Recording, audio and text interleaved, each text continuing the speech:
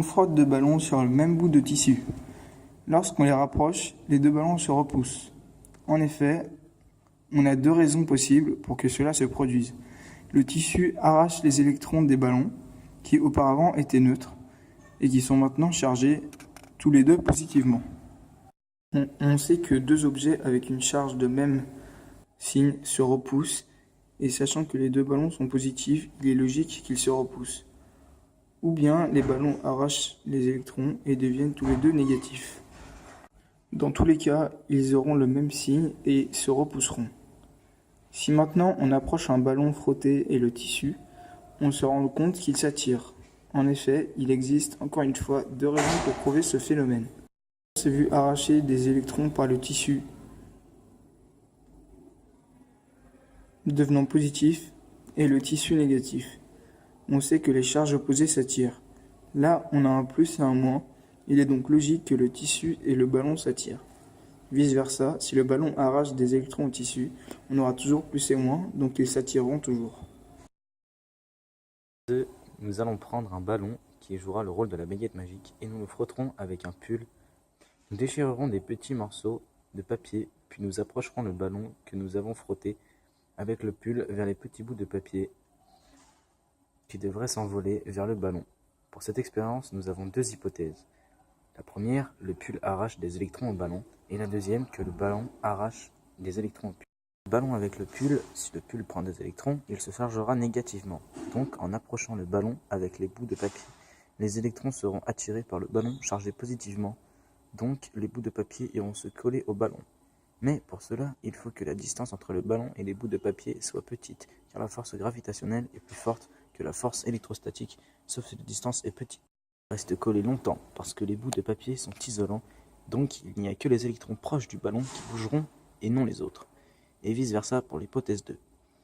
Si frotter du ballon avec ma main, le ballon deviendra neutre, car il reprendra les électrons ou protons perdus, et cela enlèvera aussi l'électricité statique.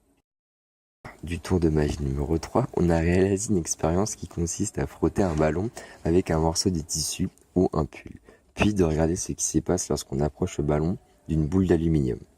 Nous avons réalisé cette expérience et la boule d'aluminium est attirée par le ballon, mais à un moment elle ne l'est plus et elle part du ballon. Pour vous expliquer cela, vous devez comprendre ce qui se passe au niveau des atomes.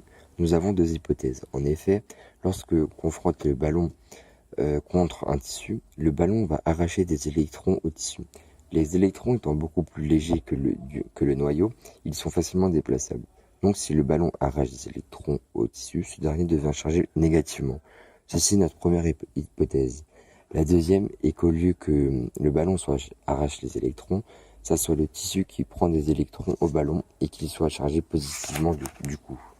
Expliquer ce qu'il se passe pour que la boule d'aluminium soit attirée par le ballon.